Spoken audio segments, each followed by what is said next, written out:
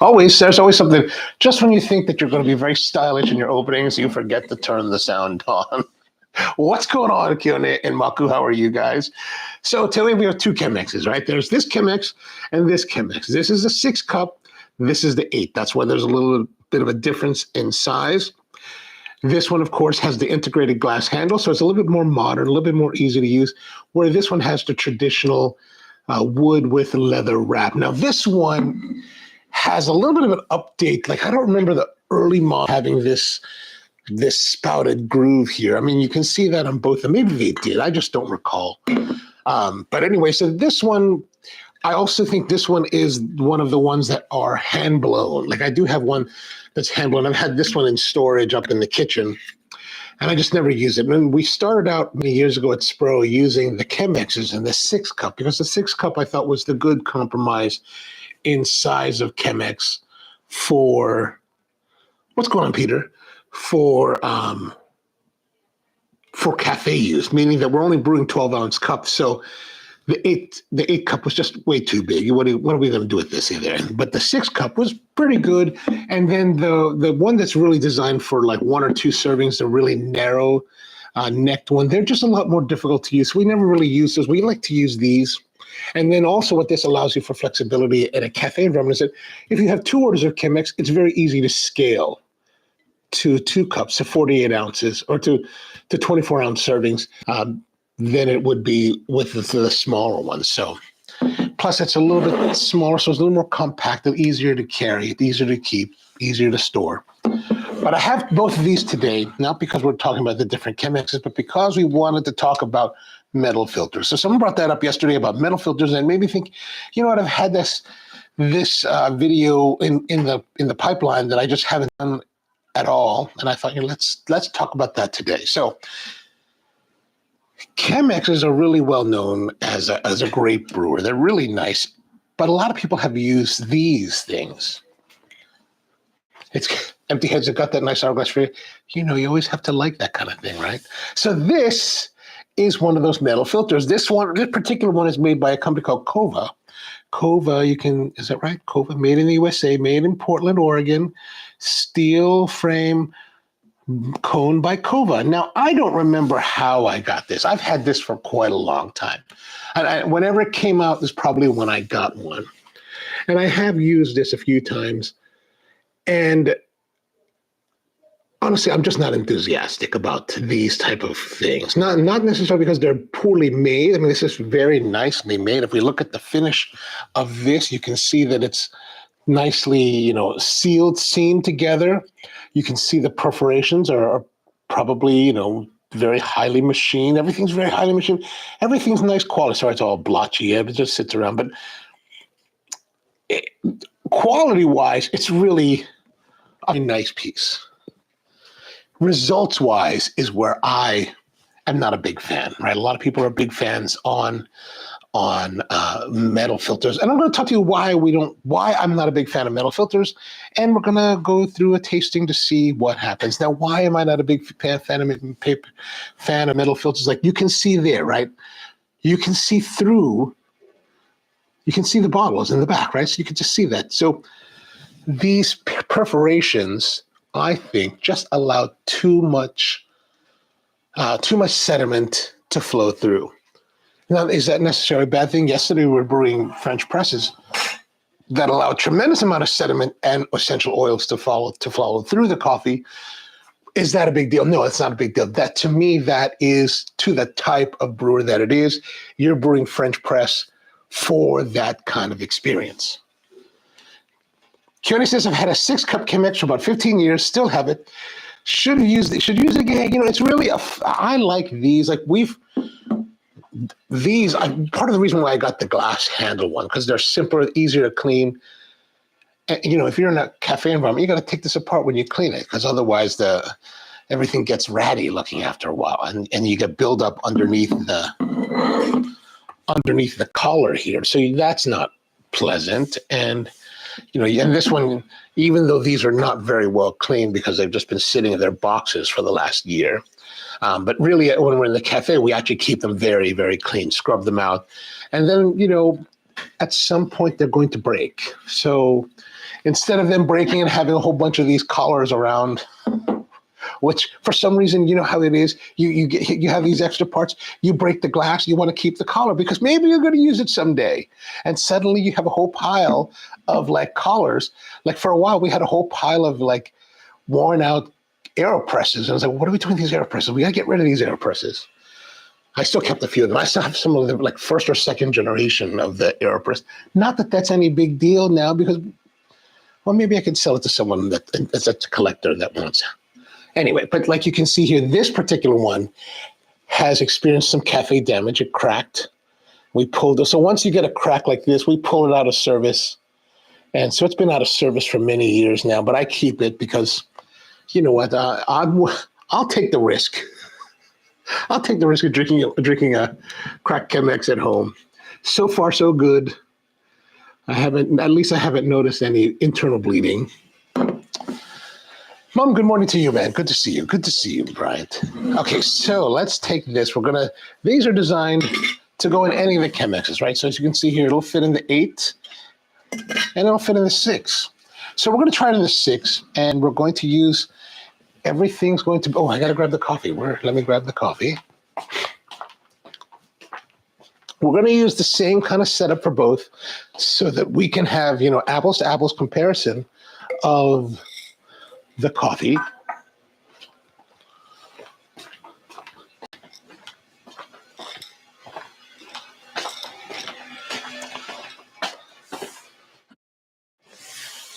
So we got our House Nation here. Oh, what am I doing? We got the House Nation here. Gosh. Oh, yeah, gosh. Sometimes it's hard to keep track of what you're doing. Maku says they're easy to use, too. I gifted one to my mom who only had experience with a regular drip coffee maker, and she loves it. Yeah, that's not, it's really a relatively easy way to brew coffee. Now, this, of course, was made by a guy named Schlumbaum, who started this in 1941, and it's got great design to it, right? Really nice, stylish design. It's part of the permanent collection of the Museum of Modern Art in New York City. So it's a well-recognized, I should pull that back. It's a well-recognized design. So what's there to say about it? I mean, it's a cool, really enjoyable, and relatively easy to use brewer. Yeah, excellent. So let's get our coffee ready. Now, for this kind of coffee, since it is a pour-over, we want to use pour-over style grind, which is kind of a medium grind. Now, the medium setting on the Fellow Ode Gen 2, do I really need to say Gen 2? Does it really matter? You guys that know Fellow better than I do. I mean, I know they made a new generation. I don't know what changed. I only got to use them when they were the Gen 2s, so. We've been using that that was our setting yesterday for the French press. Now here's the question for you. We know that because there's larger perforations, right? So let's go back to the larger perforations means that there's a faster flow rate than compared to the traditional Chemex filter material. This is a typical Chemex filter, right? And if we only really worry, like the way that you use this, right? It's basically this paper. This is a big sheet of paper, right? It's a big square sheet that they fold, right? And while it's folded, when you actually use it to brew, when you put it inside the Chemex. In Latin American countries, they call it Chemex, which I actually love. You pull the one ply back so you get the pocket here, right? There's a pocket now that forms. And then you have these 3 plies that are here, and you put the 3 plies against the spout to help with rigidity. Otherwise, if you put the single ply, it tends to mold in and can kind of like slow down the way you pour, right? So we really are dealing with one. We can look at one side, right? Look at one side. Now, if I hold this up to the camera, you cannot see through it at all, right? You cannot see the bottles or my finger waving behind, right? However, if I put this here, you can now see my finger waving, my hand waving, right? You can see the bottles. So this really demonstrates that there is so much more porosity with this filter, which allows the sediments to go through, which allows the oils to filter through, and which provides lesser resistance to the flow of the water during your brew process. So in this case, we probably have to go, I mean, I'm thinking that in order for us to have similar results and have similar brew times, we will really have to go with a finer comparative grind to what we use for the paper.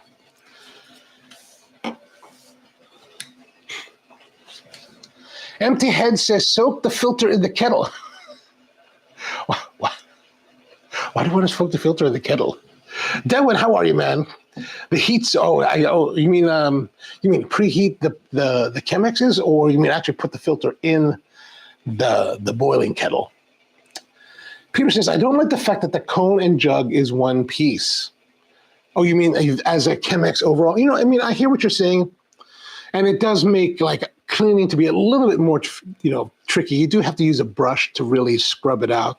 Now, Chemex does make a brush for it, or you could use any kind of, bulb head brush and just scrub it. It's not really difficult.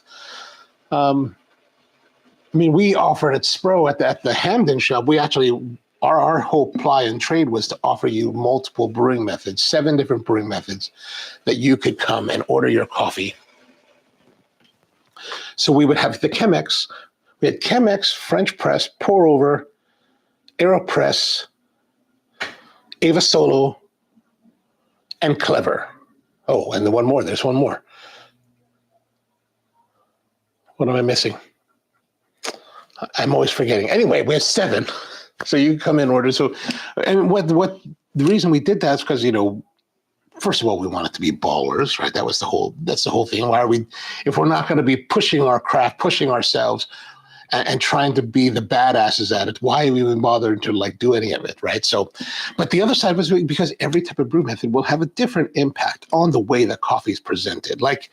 It's like, the way I look at it is like cooking, right? You have a steak or you have chicken. There's many ways to prepare a chicken, for example, right? You can boil it, you can fry it, you can roast it, you can, whatever else, you can just steam it. And each way impacts the chicken differently, right? It impacts different characters of the chicken in different ways, so that sometimes you love the fried chicken. Sometimes you want the barbecued chicken. Sometimes you want the rotisserie chicken. Same thing with coffee, right? It doesn't change the fact that the method of cooking doesn't change the fact that at the base of it all, you still have this taste of chicken, that it still is chicken. It's just presenting in a different way. And that's why we're offering different brew methods, because the brew will impact the coffee. It doesn't materially change the coffee per se, but it does highlight different characteristics of the coffee that perhaps you might want to experience. Yes, the filter in the bowl. That's just crazy talk now. That's just crazy talk. As porous as the carbon fiber hull used by... Oh my. We don't want to have that much collapsing going on here. Now, Peter says, you can't even fit your hand down the bottleneck. Yeah, you have. That's why you have to use the brush. You really have to use a brush. And I got to say, I have been using Chemexes now for well over 15 years now, and it's not that difficult. It is more difficult technically than, let's say, the V60 and a small brewing kettle, but it's not tremendously difficult. Not really. But again, it just goes back to, what do you want to do? How much pain are you willing to endure for your coffee? For example, for the most part, I don't really make espresso at home because I don't want to clean. I much prefer to go to the shop where we have staff that's making coffee all day and I can make my own coffee and not have to clean at the end of the day. That's the great win. That's the great win. But a wildly expensive way to avoid cleaning. Peter says, I don't like my middle filter too. Extraction seems too fast. Yeah, that's why I think that we have to we probably should, for this coffee, fine up the grind to retard the flow, right? So we can get that longer time. So what we really are, we do want to continue with 3.5 to 4 minute brew times. Marco says, if you go finer with your grind while using the middle filter, wouldn't that cause more sediment to go through? Perhaps.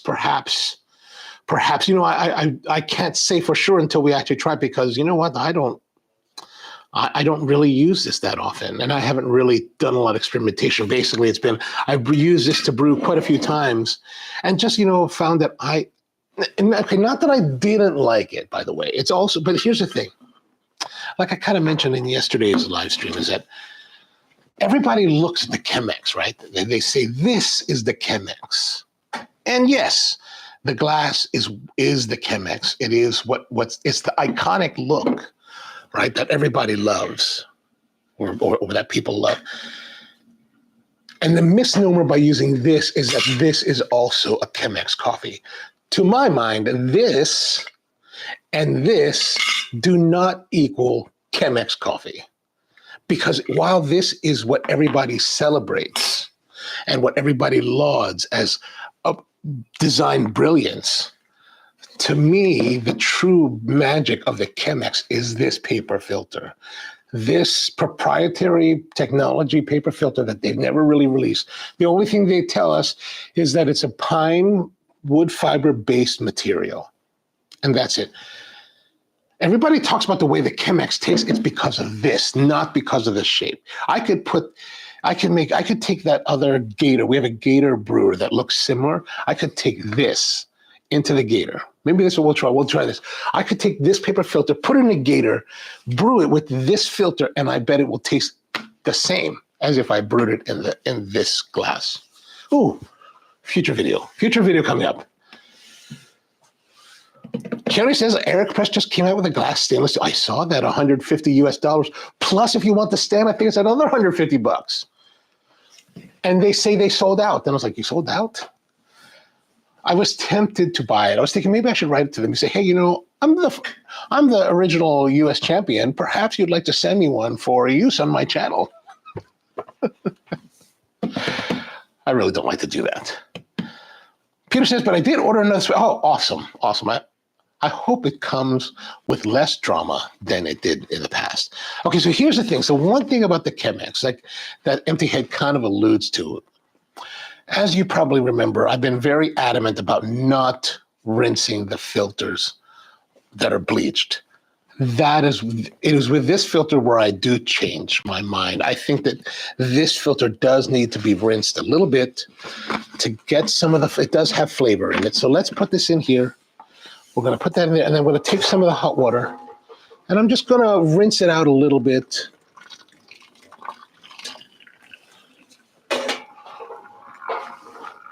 That's probably good enough. I probably would actually at the store, I would probably use more because I have more available here. Since I'm boiling bottled water, I don't really have as much available. But this should do enough. Oh, you know what I should do? Let me do this. A little more.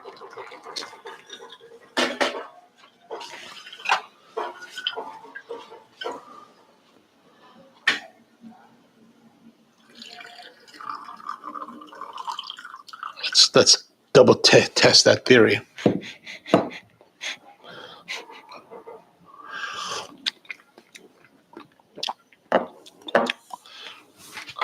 Is there a difference?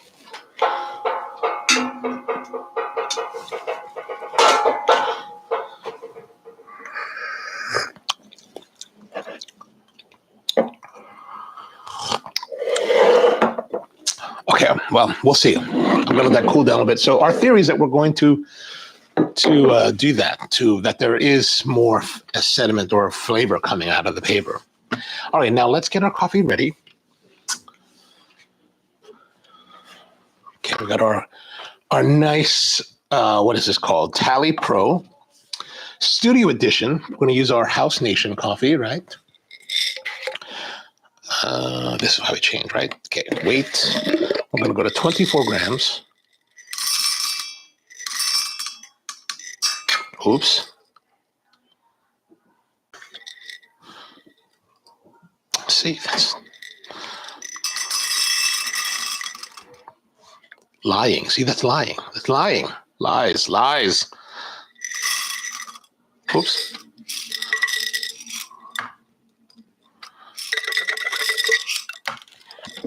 $22.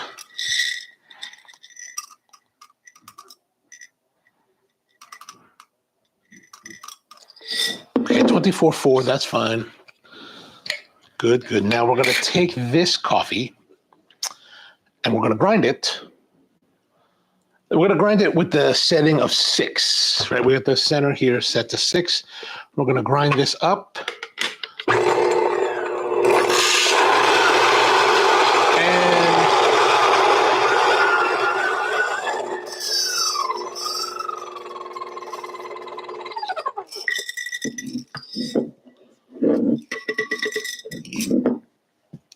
Okay, 24 now. Now we need to. Oh, you know what? We're just going to take this. This is our kind of control. So now we're going to take our coffee that we have in here, and we're going to place it. Can you see that? Yeah, we're going to place it in.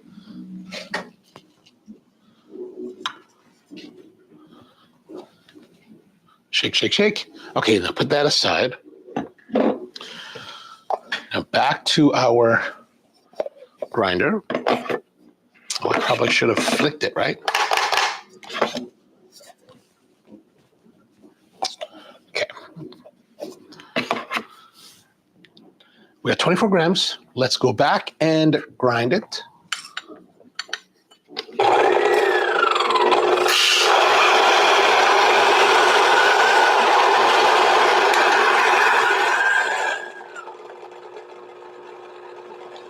All right, I do like the auto stop. I gotta say, I'm starting to feel a little bit spoiled now with this. Okay, we're done there. I'll click. I don't know, after all these years of working in a cafe with bigger grinders, you do that normally. I don't know why I keep forgetting to do that with this one. All right, let's see. So let's taste our control water. Water.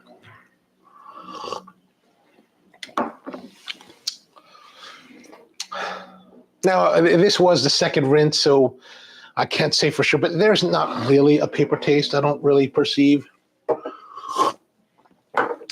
So maybe my theories are okay. Okay, we got our other scale now. Oh, you know what I didn't do? I didn't adjust the grind.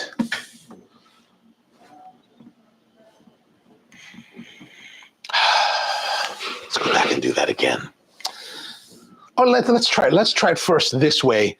Even grinds. Everything's even so that we can get apples to apples comparisons.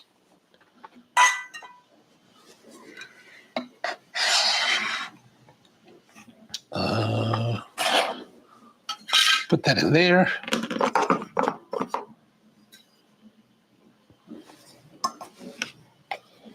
Okay. Let's move this here. You can see that better. There. Put that like this. Turn that on. Oh, this whole thing of like, I will utilize the brew assist again. Brew assist. Tear that out. Now add that in. 23.8, 345. Okay, fine, whatever. Let me bring this back to a boil, and then we're going to do this. So what we're going to do is we're going to make sure the coffee is leveled out here in the baskets, and then we're going to brew. We're going to brew, hopefully, equal brewing. Also, I've got my Chemex carafe. Nice. We're very logoed out here. I got this at the show, right? And I kind of like it. I was like, oh, they were passing these out, I think, at the show in Chicago. And I was like, ooh, or maybe the year before, one of those years. I was like, ooh, I got to have one of those. I'm using it for the kettle, but the problem with the kettle is that it covers most of it. So I think it creates kind of a suction. So every time I pull it off, it wants to come with it, which is kind of irritating. It's really designed to have the Chemex sit on it, of course. All right, here we go. We got full boil.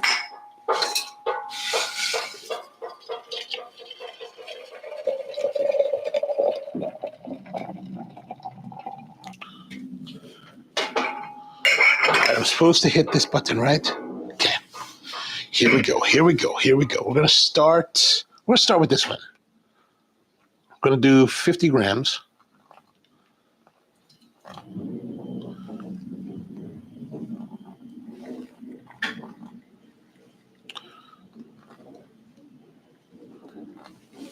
Okay, so we have 53 and 54.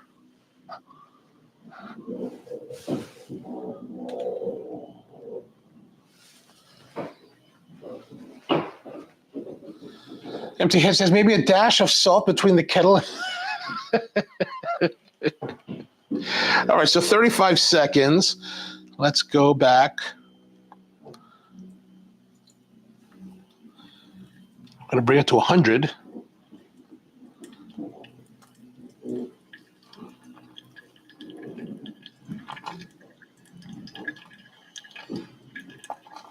Okay, 100.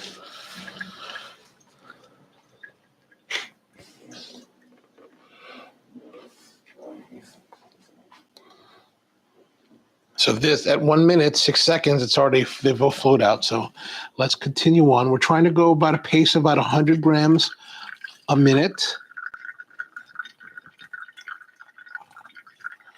134 or 134, 136, 134, 136. This has stopped dripping already. So you can see that it's totally flying out of here. 152, 3 minutes 30, so 1 minute 35 seconds.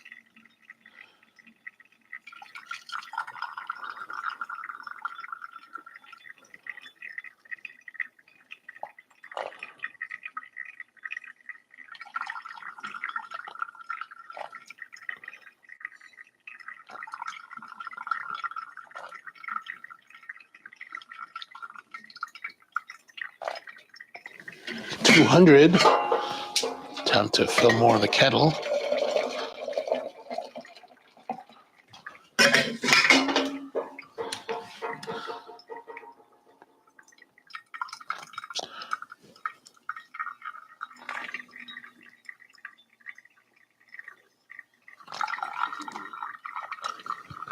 $230, $234,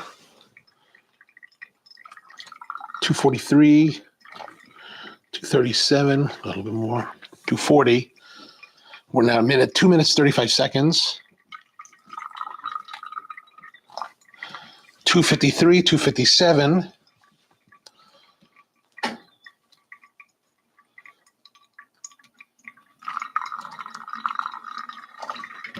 $270, $271. We're still at $254, so we're a little bit slow. We're a little bit slower than I would like to be pacing.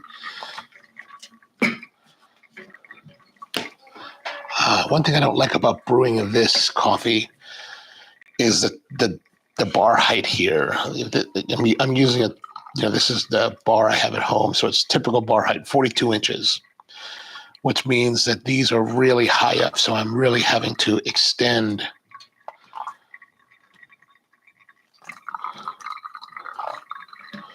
my arm pretty high. 340, 342. 349. Let's go to 350 on this one. 350 here. Come on, 350. 350. 350 it is.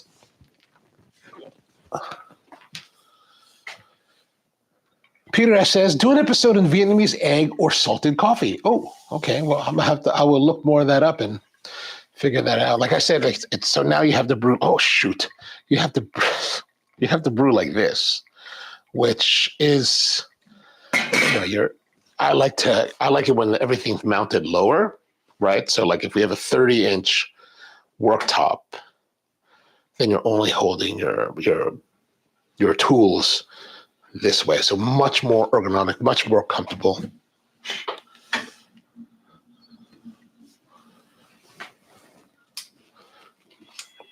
Okay, so one thing, let's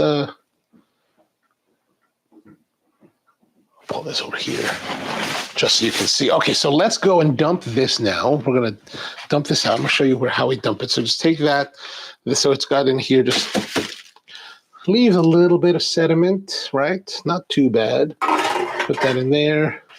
Of course, the regular Chemex, much easier. Just kind of grab it and done. So much nicer.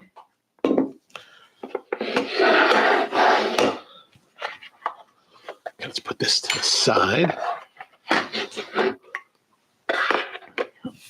All right, now we've got our 2 brews all finished.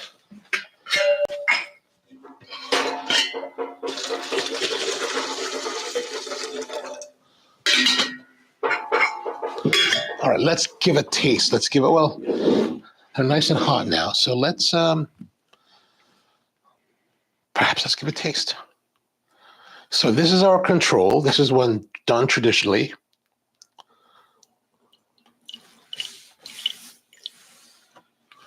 Just pour it a little bit because I'm just going to use the same glass.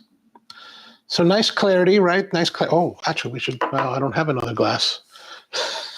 But let's just look at the clarity, right? So good clarity. Yeah, it looks like whiskey, yeah. You know, we're just going to shoot it.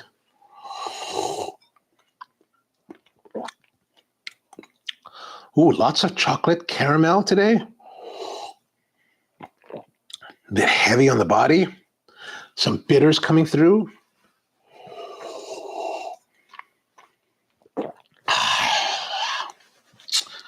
No. Okay, now let's do the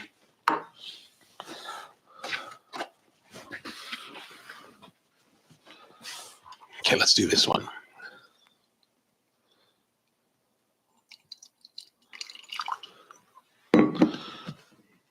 So comparatively, this, of course, you can see that it's a little cloudier, a little more sediment coming through, of course.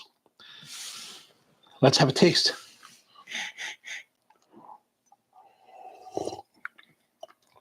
Yeah, definitely heavier in that dry with a little bit of tannic that you can taste the sediment, like that, not that you taste the sediment, but the sediment puts a dry chalkiness to the coffee that's different and not present in this version.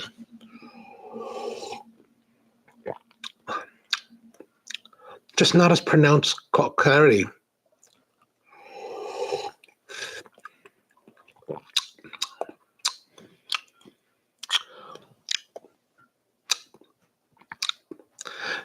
Again, it goes back to context. I think if I was drinking French press, I'd be all right with this. But Chemex and spending, what, $100, I think that those filters were at the time.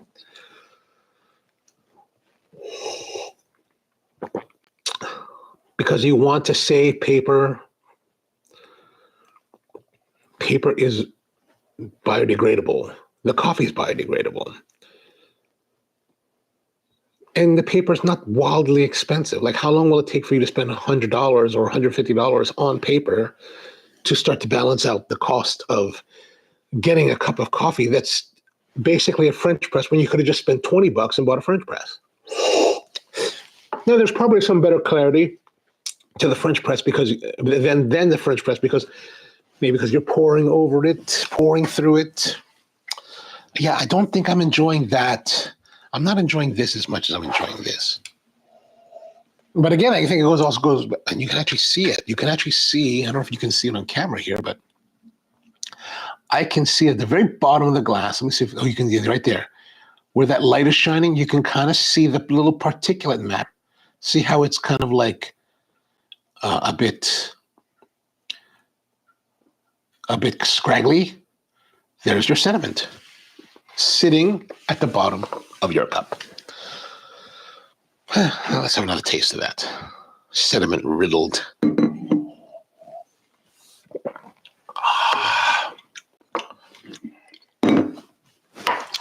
Now I'm kind of concerned about whatever.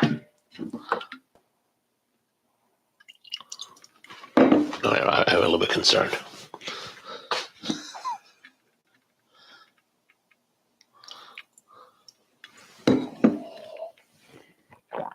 Oh yeah, that's so much better. So much cleaner, better clarity, more, actually, you'd think that this would have more body because it's got that, the sediment, but this actually has better body, nicer body, cleaner body, dirtier, heavier, much better, much, much better. So there it is. Much better.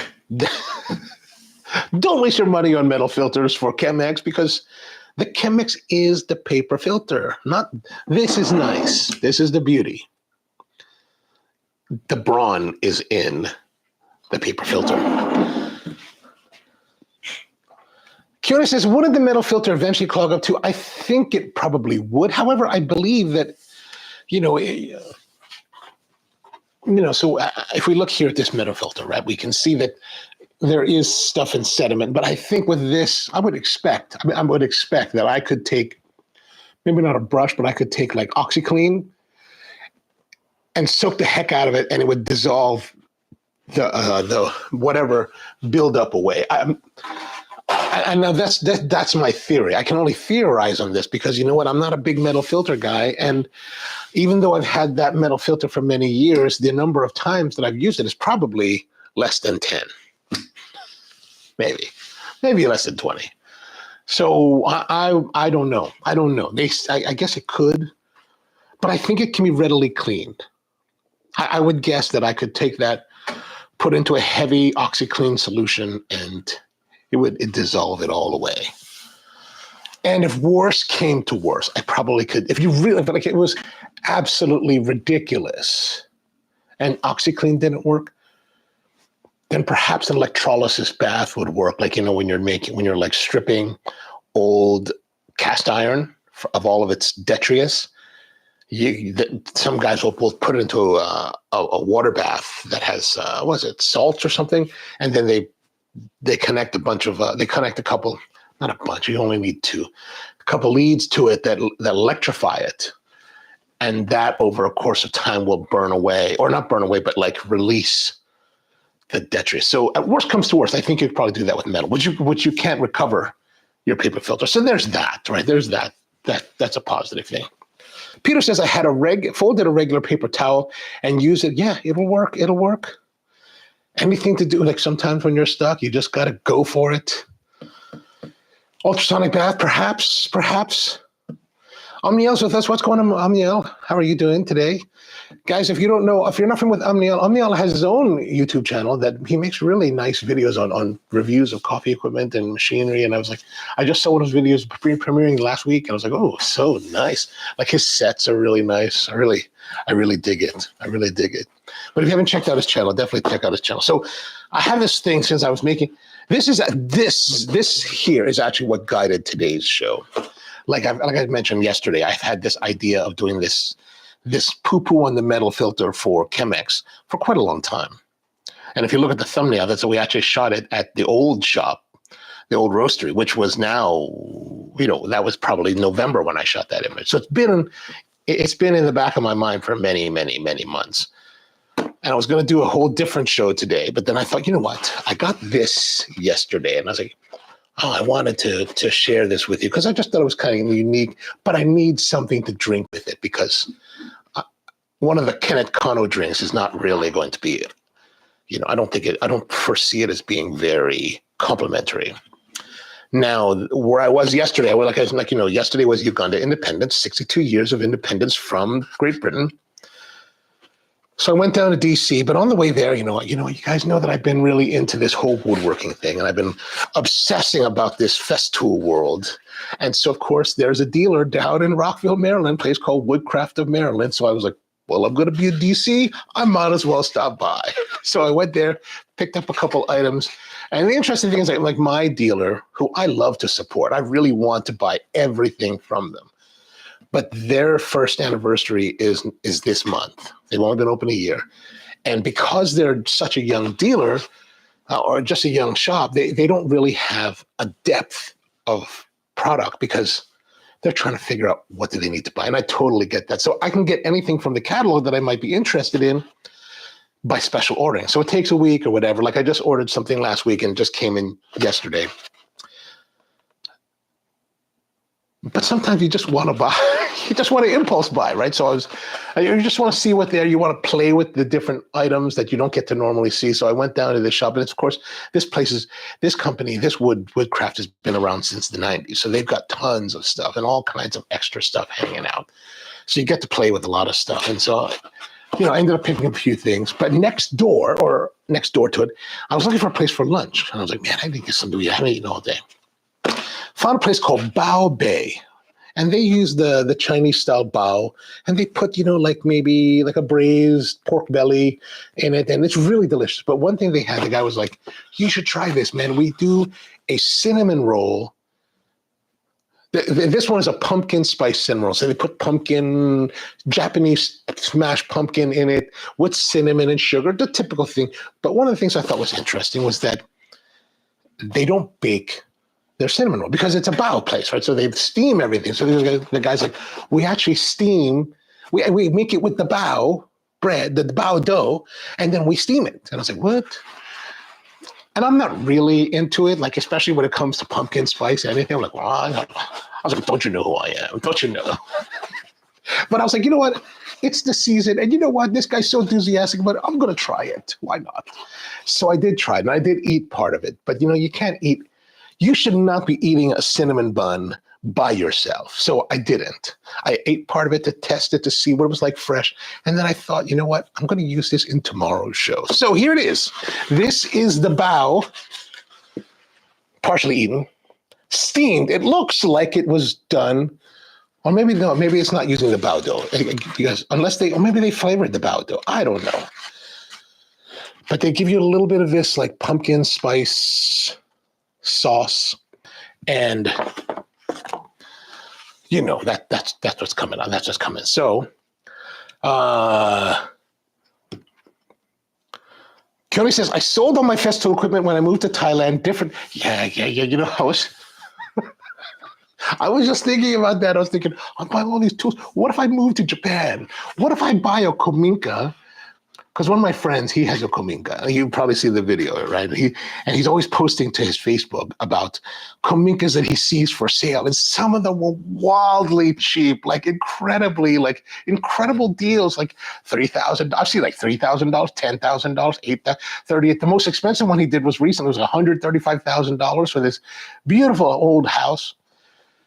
Now, the ones that are really cheap, like in the $30,000 range, I mean, they're like pretty far. They're like way outside of Fukuoka, or like way in the Aichi prefecture, or some other place that I'm like, how long would it take me to get to Tokyo? It's like, it'd take me a whole day to get to Tokyo by train. So I was like, man, but I always think maybe I should go do that. Now, Japan, of course, is not as extreme as, let's say, moving to Manila or to Bangkok, right? Manila also is like 220. But it's like, man, could I go? Maybe I could go. But what would I do with all my stuff? Could I bring my gear? Like, could I bring my festool? I can bring my Chemex, no doubt. But can I bring the festool? I don't know. Can't. Omnia wants to know, when's the next travel video? I know. I've been so, like, I've just been in this strange, like, position of, like, I just haven't felt like editing or doing that heavy editing. I'm in the middle of editing the video about a place called Mocha Coffee that's in Tokyo, in the Daikanyama neighborhood. Really lovely, lovely place. One of probably my second favorite shop in the world. And I've been friends now with the owner for about 10 years, Maiko Miyake. She's a wonderful, wonderful woman who blends the world of modern specialty with kind of the old school Kisaten approach. Like, she's all by herself in her shop, very much like the old school coffee masters, but she's using all new specialty type of coffee, but only from Yemen. Like, her focus is on Yemen. Like, she has a deep love for Yemen coffee. And I just love going there. It's like it's like her little shop is this tiny place that looks like basically like you're in a little greenhouse, because it's all like glass. And it's tucked away. It's like right in the middle of Daikanyama, where these two streets split, so you can enter from both sides. but it's really kind of tucked away. So it's kind of like this little oasis. So if you go there during the week, it's super quiet and you're super intimate. Oh, I love going there. I love hanging out with her. She's such a wonderful person. So that's what we're going to do. I mean, that's going to be the next video. I just, sometimes you get into that kind of funk where you just feel, there's times when I'm just powering through them all. And then there's times when it's like, like there's even like other videos that I have that I've actually shot them over the last 2 weeks. That's like, or 3 weeks that I just haven't really got to edit. So coming soon, maybe I'll try to kick it out by next weekend. It definitely won't happen by Saturday because I just don't have enough time anymore, unfortunately, to finish. Because, those, especially the ones that we're traveling, they're kind of morphing as they go because I'm always trying to find a better way to present. Like this particular one, I started it, the mocha coffee one, and then I was like, trash that. Let's go in this other direction because I was hoping to have a better introduction, right? So that those casual viewers will find it more interesting. Keone says that Japan has the same voltage. Yeah, that's why I was like, it's not too bad. The difference with Japan and the United States is the hertz is about the same. I think they're both 50 or 60 hertz. The difference is the voltage, 100 volts versus 120 volts. So the US powered stuff going to Japan would be slightly underpowered, and the Japanese stuff coming here is slightly overpowered. We used to use these like little power like reducers. Like I had this DAT recorder once from Japan that I used a brick power reducer to reduce the AC power that we're sending to it from the wall down to 100.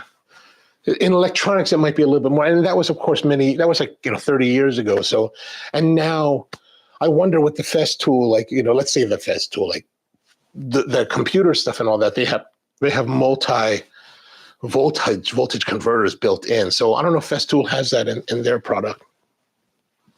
Maybe not. Yeah, no worries, Ken. No worries, Anya. We will get it out soon. Hey, Devin, how are you? Okay, so let's go to our steamed bun to go with the coffee. Now, of course, the quality has taken a hit in the 24 hours or so since I actually got this. It's a little bit harder, even though I did microwave it earlier.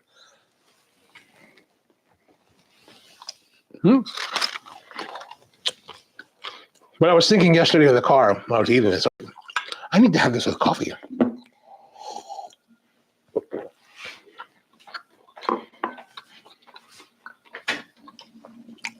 Not bad.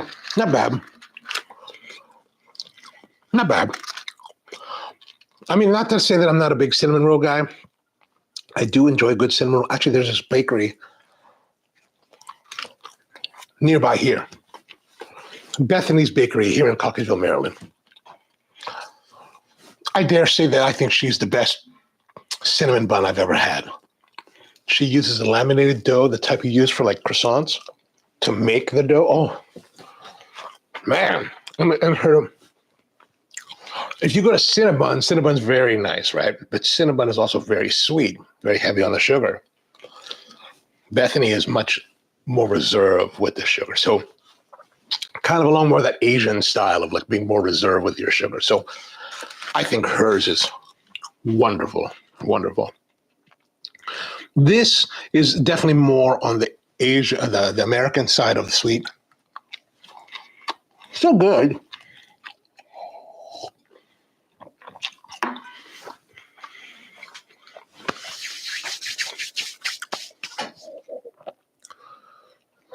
Keone says, mine's didn't. Oh, okay. I actually tried bringing one before I moved, but because of the voltage peaking, it would have burnt out the converter off. That makes sense. I mean, I was suspecting that because I was talking to,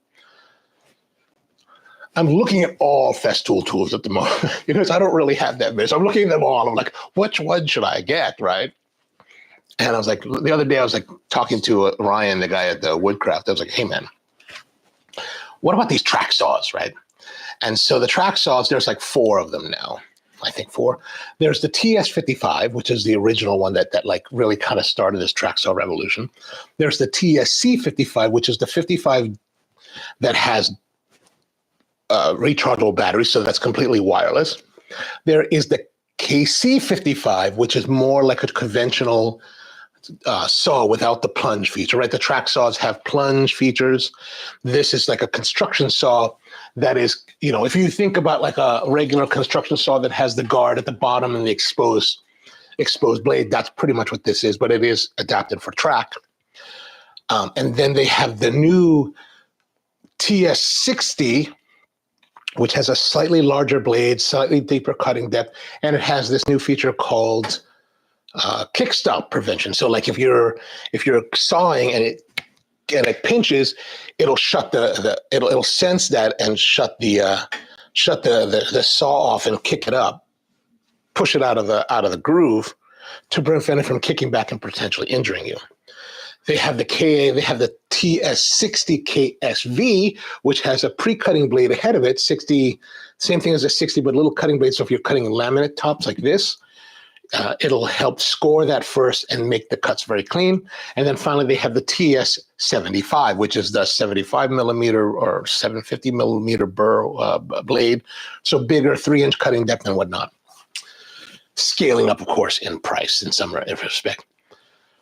But on the new TSC to the TS60, so all the corded ones have these removable cords that you can unplug and for convenience. But the TS60s are hardline corded. And this is why I was thinking about maybe it doesn't work, because they were telling me that in Europe or other parts of the world, the TS60s so the TS60 has a bigger motor than the 55. This bigger motor in other countries has removable cords.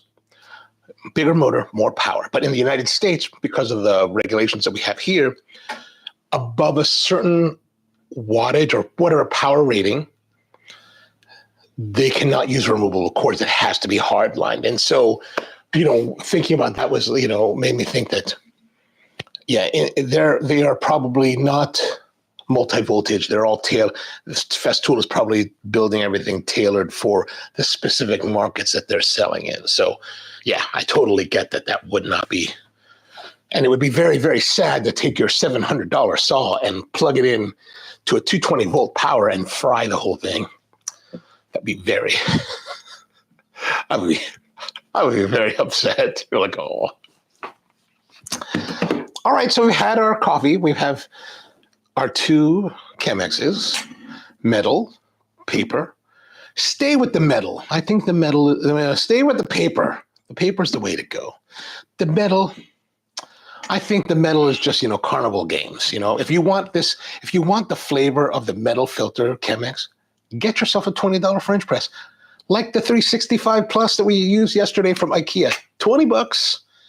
You get the same result or a similar result without the considerable cost. Like this, how much is just the Chemex by itself? $60, $40 maybe.